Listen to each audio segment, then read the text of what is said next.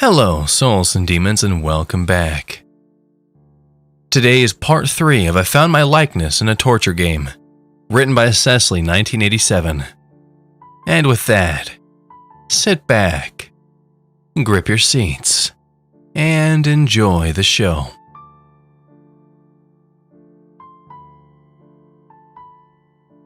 Okay, Daniel, you can be at the convention, but you have to stay in costume the entire time.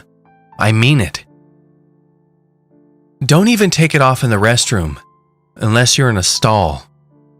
Yes, ma'am, Daniel said sarcastically. I mean it, Daniel, I chided. If the creeper is there, he'll recognize you and know we are onto him. Think of it as an undercover mission, like in one of your video games. Geez, Auntie, you don't have to relate everything back to video games, Daniel continued, laying the sass on thick. I have other things in my life that define me. Whatever, loser, I retorted, hitting him in his shoulder.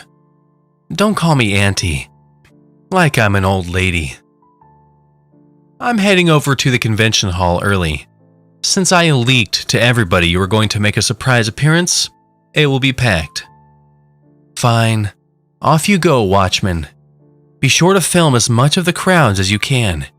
And keep this on, I said, handing him the white mask with the ink blot pattern on it. It's Rorschach, not Watchman.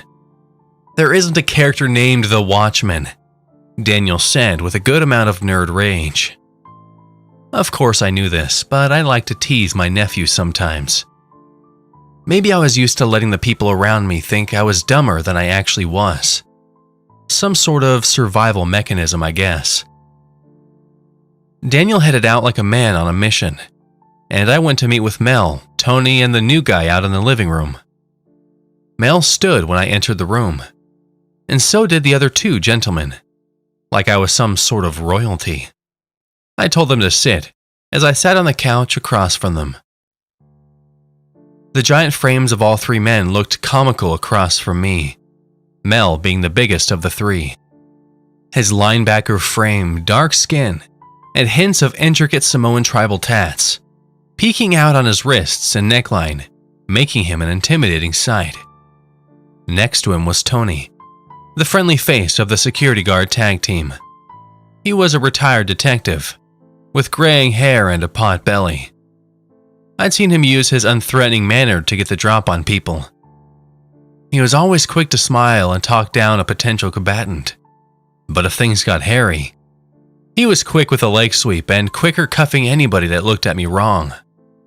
I'd seen it happen multiple times. Lastly, there was the new guy. Stinton was his name. And the picture in your head is exactly what he looked like. He looked like a Stinton. Lean body, square-jawed, hooded eyes, and a high and tight haircut. A Stinton through and through. He was quick with the yes ma'am, no ma'am, in a southern drawl. Maybe he said it a little too loud when he replied. Probably a side effect from being in the military. He must have just got out. Or maybe he was starstruck. But he seemed good to go, and Mel vouched for him. So me and my personal army headed out to the convention downtown. All four of us in the blacked out SUV. The event coordinator knew we were coming in through the back entrance. We just needed to text him when we were close. Tony and New Guy. He was New Guy until he earned his name. Sat up from chatting, with Mel sitting in the back beside me. His massive frame almost taking up 2 seats. I was always casual with my guys, and didn't mind sharing a ride with them or listening to their guy talk. But Mel seemed nervous today. He sat rigid and alert, but not his normal alert. He somehow seemed distracted at the same time. He rubbed his eyes by pinching the bridge of his nose with thumb and pointer finger. You know the gesture, the international sign of fighting off a migraine. He was clammy and breathing heavily, and I noticed his left hand was trembling slightly. Mel, sweetie, are you feeling okay? I whispered to him, making sure his coworkers didn't hear me and sense his vulnerability. I know how men like these think. Yes, Sarah. Fake name. I mean, I'm fine, Miss J. This was the first time he had ever called me by my first name in the 4 years he had worked for me. He was a steadfast professional and never slipped. Not that I cared at the break in decorum, but it was worrisome anyways. Maybe I was being paranoid. Well, shit. I was paranoid. Some monster out there might be planning to skin me alive, and I had to play Nancy Drew to stop him. We arrived at the convention. I walked in for a surprise meet and greet for a certain comic book movie I was promoting. The crowd went wild. Faces melted. Nerd frenzy activated en masse. It made me feel like a rock star. I loved this part of the job. I was on an elevated stage, talking to a crowd of about 150 people, sitting in a convention hall. Most wore masks of assorted heroes and villains. Most were smiling or taking pictures with cameras. I even spotted Daniel in his Rorschach mask, sitting to the side scanning the audience with his phone. I answered a couple of softball questions from nervous fans that came up to the microphone. Nothing out of place, except for the brave 16-year-old asking me if I was still with my ex-husband, or if I was single and lonely. He got a chorus of laughter and applause, and his face got as red as a Spider-Man shirt he was wearing when I told him, "You keep up that confidence. You'll hit the jackpot in no time, Tiger." I highly doubt that's audio that the monster came to use in his game. Next, the autograph signings. People paid a good $80 to stand in line and speak to me for a couple seconds. The convention gets $40 and I donate the rest to charity. I'm not stingy with money, and this is the best time to suss out our guy. About 50 people in, and I recognize the same face come up to the table to stand in front of me. At first, the awkward man wore a trench coat, patchy beard, fedora, along with a prop katana and enemy body pillow.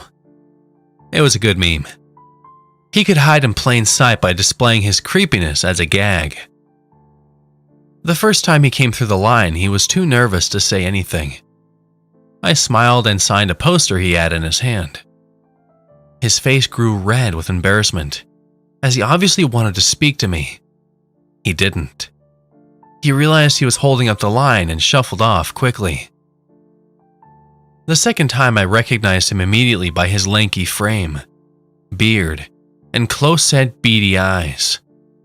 But he was in a completely different costume. He was in a pretty professional-looking, albeit loose-fitting, helmetless stormtrooper costume. "You know, you're not supposed to do that," I said with a sly smile and a wink.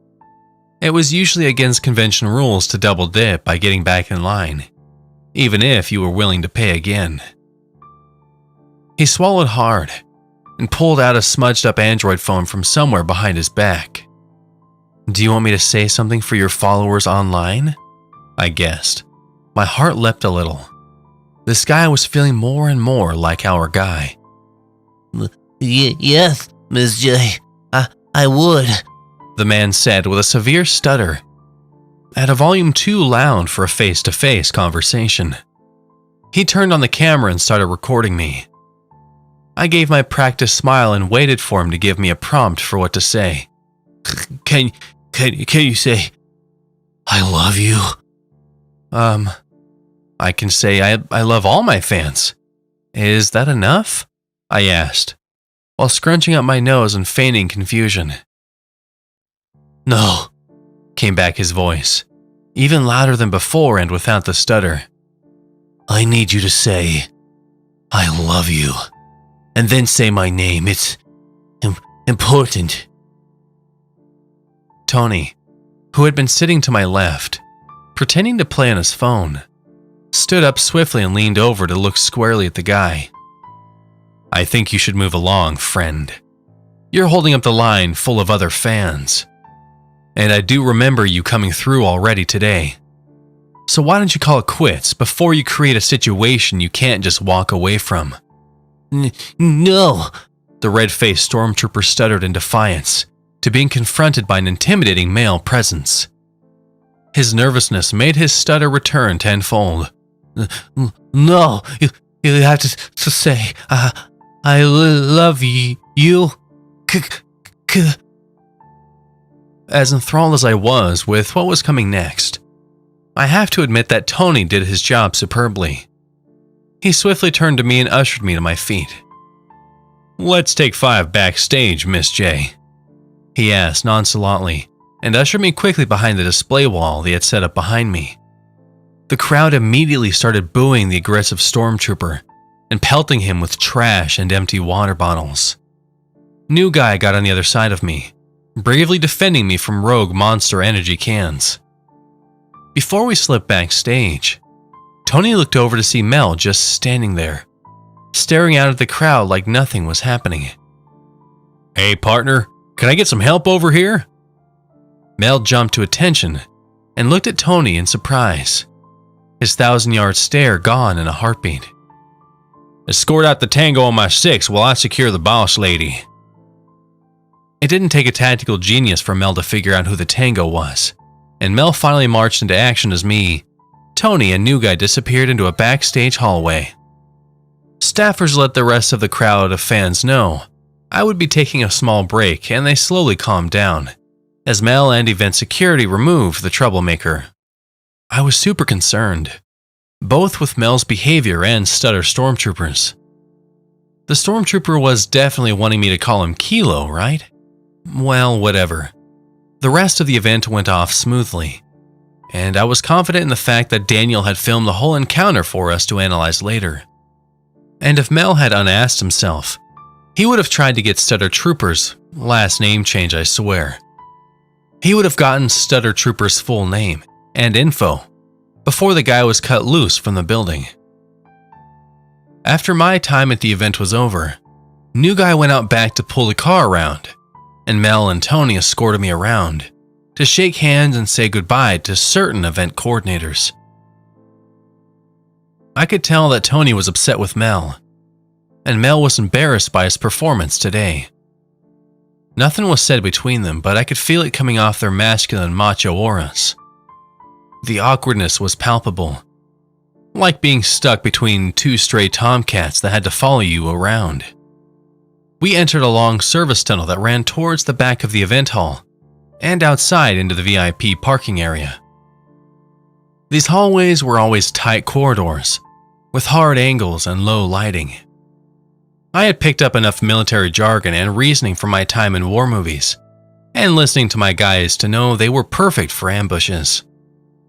In other words, it caused my security team's latent PTSD/paranoia to start itching, and they would both start acting a lot more jumpy. Little did I know that I had set off alarm bells in Tony's head already. Yeah, laid back, unassuming Tony had picked up on the small detail showing I was more alert too. He knew something was bothering his boss. Daniel even told me that Tony cornered him in the bathroom when Tony supposedly went on break. Tony had noticed I was looking over to Daniel dressed in his Rorschach costume a little too often, and he wanted to know what was going on. Tony grilled Dan for a while in the restrooms before having to get back to watch me. To Daniel's credit, he didn't snitch on what our secret surveillance plan was. Daniel just made something up about doing a guerrilla-style internet blog about the life of a celebrity with my permission. Needless to say, my security detail was keyed up a couple of notches as we made our way down the long backstage hallway. Mel was communicating with New Guy, who was securing the vehicle as we made it to the first cross-section. Tony walked quickly in front of me to step out into the middle of the cramped hallway intersection. He was being overly cautious, trying to get ahead of any trouble and look both ways to catch anyone trying to spring out and attack me. Tony should have waited on Mel. Tony shouldn't have taken the corners alone. But maybe Tony was still a little distrusting of Mel's ability today and stuck his neck out too far because he was rushed from both sides. Mel saw the attacker to his right first, and his hand went to his holstered gun slung inside his jacket. He held his free hand out and pointed. "Don't you do it, asshole," Tony warned loudly, eyes bulging with excitement. I couldn't see the person Tony was speaking to from around the corner, but I looked to my left and saw the big Skeletor-dressed man rushing Tony from behind. "Tony, behind you!" I screamed, jumping backwards in fright to slam my head into Mel, who was standing directly behind me. Things got fuzzy for a moment as Mel wrapped me in his vice-like grip with his massive arms. My head spun from colliding with Mel's chest as he instinctively moved forward to between me and danger. I heard the telltale sign of a fire extinguisher going off in the narrow corridors, and suddenly, Tony was being engulfed in the white cloud of smoke, powder, whatever that white stuff is. Tony started coughing and wheezing as the big Skeletor man lifted up the fire extinguisher and bashed Tony right between his shoulder blades, creating an audible oof from Tony as the white fog filled the air and beginning stealing the oxygen. I hid behind Mel's massive frame as he stood between me and the two attackers. He coughed and wheezed as he pulled his gun free from his waistband. "Tony, I can't see anything. Get clear of my line of fire," Mel commanded. I could hear the shuffling of feet as Tony and the two attackers struggled with each other in the thick cloud. And to my horror, Mel leveled his pistol at the struggling mass of people. What was he doing? He could shoot Tony. Why was Mel behaving this way? "Please, Mel," I screamed, banging on his broad shoulders with my tiny fists. "Don't use your gun. Just go in there and save Tony before they hurt him anymore." Mel turned to look at me and blinked away his confusion at the sight of fresh tears streaming down my face. Maybe something about my pleas momentarily gave Mel a moment of sanity, and he tucked his gun back inside his waistband. "Okay, little bird," Mel said, with uncharacteristic softness in his voice, as he reached out with his finger to wipe away one of my tears. "Mel!" I yelled, getting sick of his weird shit. "What the hell? Help him!" Mel finally turned towards his struggling coworker and the two attackers. The powdery smoke was beginning to settle, highlighting the men clearly. Now, everything was blanketed in white. Mel squared up with the three men. The two attackers had Tony on the ground and were trying to wrestle his gun away from him. It was a dangerous situation on the verge of becoming deadly when Mel came charging in like a freight train, all 300 pounds of him, to tackle both of the attackers off of Tony.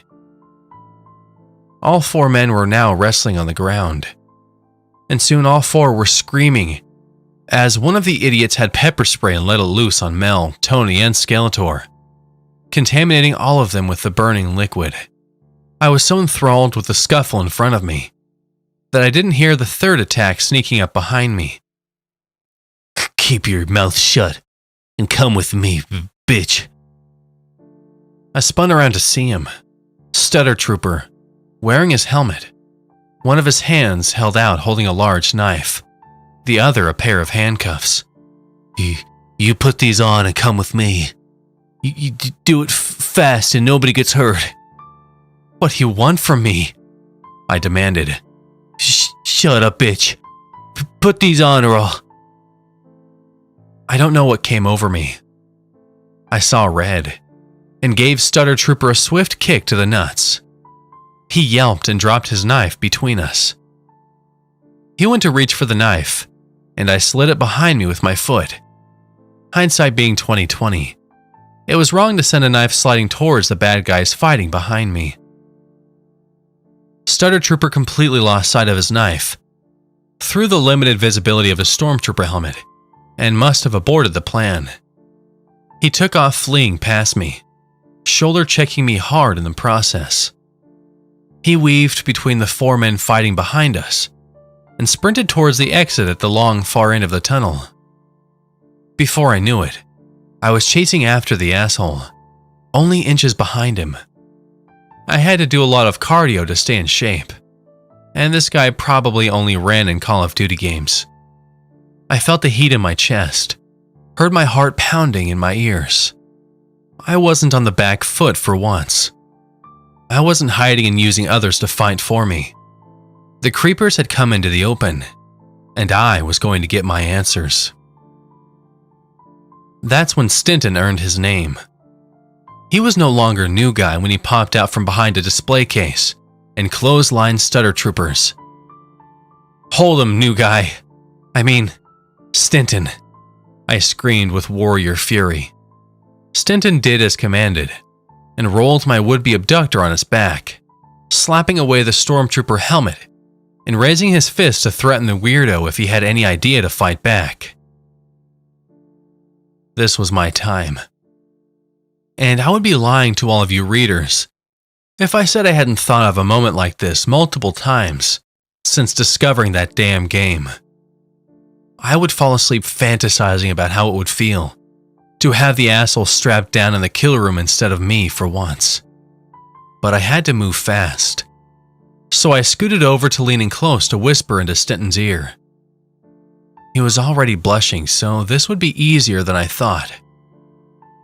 "Look, I'll pay you double your rate for the whole day if you do exactly as I say and don't tell anybody, especially your coworkers," I whispered quickly. He looked up at me, red-faced and a little confused. Then his confusion turned to anger. Damn, he was a Boy Scout. Money wouldn't sway him. I had to try a different tactic.